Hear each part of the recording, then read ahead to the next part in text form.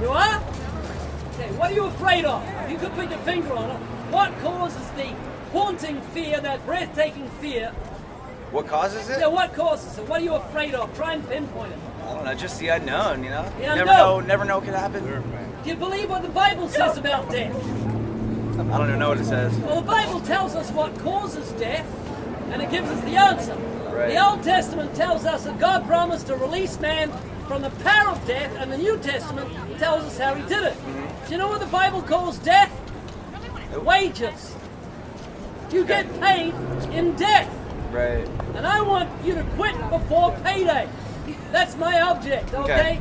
That's where I'm heading. Now, do you think you have earned your wages? Are you worthy of the death sentence?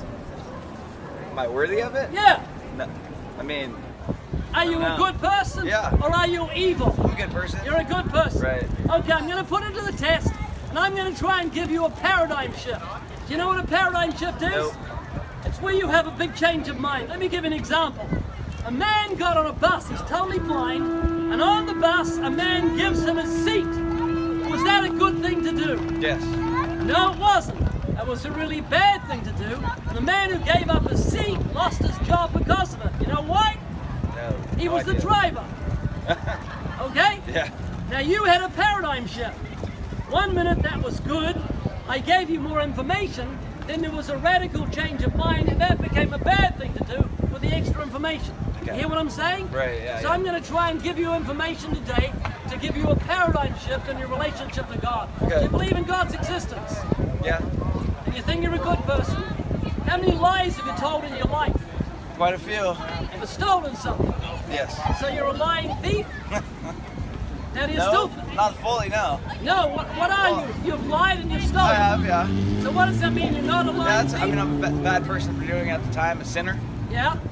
But you're not a lying thief anymore? No. What happened? Got to change of heart. Yeah, but it doesn't matter if you steal something. Yeah. 10 years later, you're still a thief. If I rape a woman, I'm always a rapist. Right. If I murder someone, I'm always a murderer. If I rob a bank, I'm a bank robber. Time doesn't wash away the label that's given to me. Can you see that? Yeah. Have you ever used God's name in vain? Yeah. That's called blasphemy. Do you believe God gave you life? Yes. Are you thankful? Yes. He gave you eyes to see, ears to hear good music, taste buds to enjoy good food. And when you use God's name as a cuss word, you are bringing it down to the level of four-letter word to express disgust. See, instead of hitting your thumb with a hammer and saying some filth word, you substituted God's name. That's called blasphemy. It's a really bad thing to do. Right. Punishable by the death sentence in the Old Testament. Fourth question, and I appreciate your patience with me. Yeah. Jesus said, whoever looks at a woman and lusts for her has committed adultery already with her in his heart. Have you ever looked at a woman with lust? Yeah. Yeah. Have you had sex out of marriage? Yes. Okay, Tim, I'm not judging you, but you've told me you're a lying, thieving, blaspheming, fornicating, adulterer at heart. Now, do you still think you're a good person? Yeah. So you've got a very low understanding of the word good. You think a lying thief is a good person. If you look in the dictionary, there are over 40 different definitions of the word good. Number one is moral excellence. So you're not good in God's book. Can you see that? Yeah, I see. So here's the big question.